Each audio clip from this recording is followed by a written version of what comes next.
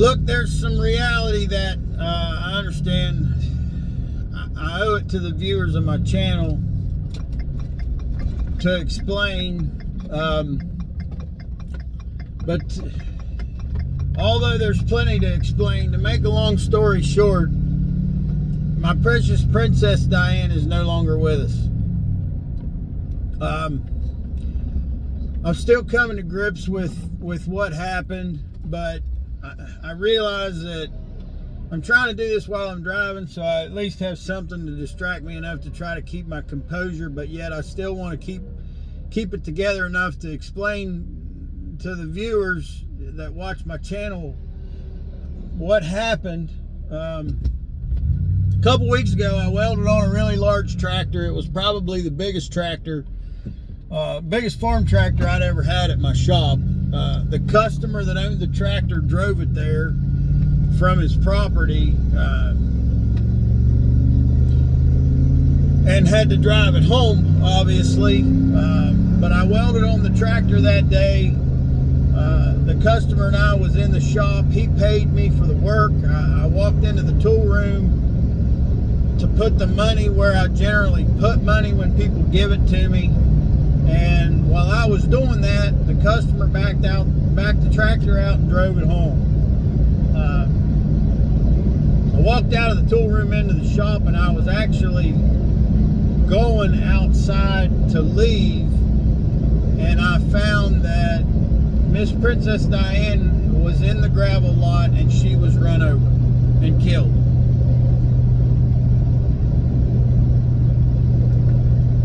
It's been torture, not just losing her and dealing with being at the shop and her not there, but the way I found her, my princess being run over in that way, and obviously those images are burned into my mind forever of, you know, just the terror of seeing her that way. And obviously I have to live with the guilt that I should have locked her up. I should have locked her indoors. Diane showed up at the shop the year that I rebuilt the shop in the summer of 2021. You know, she was skin and bones. Obviously had been on her own for quite a while. Covered in fleas. She was suffering from a flea allergy. Had lost a lot of hair on her back, particularly where she wasn't able to flea herself, where she couldn't reach.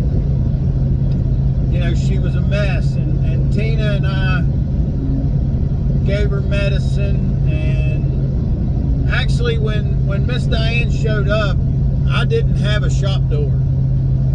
I was in the middle of rebuilding the shop, and I did not have a door at all, as far as a garage door.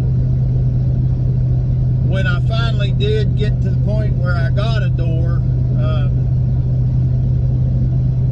you know, back when she first showed up, she just kind of came in the shop. She just kind of moved in. She didn't come in the tool room, and she couldn't get in the tool room. You know, there was a door there that was always shut. But since I didn't have a shop door, I got up every morning and this cat was in the shop. So when I got a shop door, every night I would leave it up 4 inches so that this cat could get in and out, you know. And then over time, really quickly, we developed a relationship. We continued to feed her and give her medicine, and we just we found that we loved each other. And I ended up putting a cat door in the man door to the shop.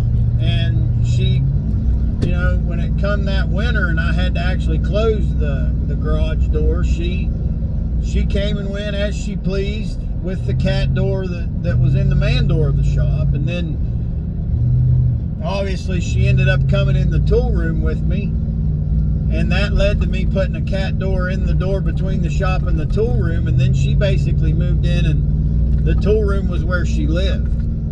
Her food and water ended up being in there. She had 2 beds in there, and then often slept in my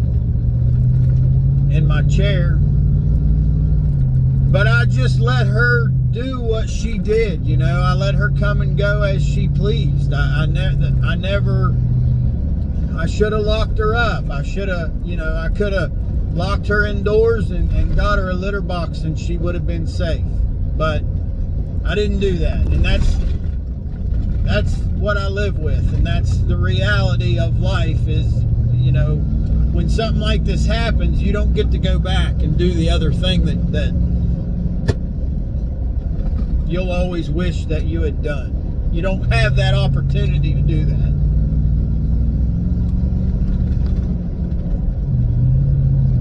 But I realize that Miss Diane has been on the channel for years with me, and people are going to wonder, and I owe it to the viewers to tell the truth about what happened, and that's the truth. That's what happened. And I don't blame the customer. You know, we're talking about a tiny gray cat in the gravel and a massive tractor. I don't even think that after the fact that he's aware that he had run over Miss Diane. I'm sure that he was looking straight backwards.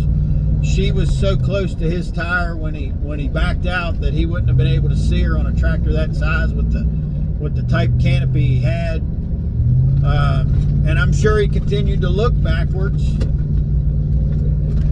as he backed up to leave. So I'm sure that, and I haven't talked to him, so I'm virtually certain that he's unaware that anything has even happened, and that doesn't matter. I'm just saying I don't blame him. I was aware that Miss Diane did at times lay down in the gravel. I often watched her when I'd fire up a truck or fire up a forklift or whatever. I watched her, and she was always cautious. And I guess that was the reason that I never felt like I needed to lock her up, I guess, because, you know, when I got near her with a forklift, she'd get away from me. And, you know, and I was, I guess, a lot of times testing to see if that was a risk. Well, if I got pulled up near her with the truck, you know, she got away. And I just always thought that, you know, as a stray that had been in the world, I guess I assumed that she knew how to look out for herself, and maybe, you know, the way that she became the princess of NBS welding, you know, she became too comfortable, and maybe she let her guard down, and she but that's what happened. There's not much more to say about it. I realize I gotta let you know, and that's the reality of it.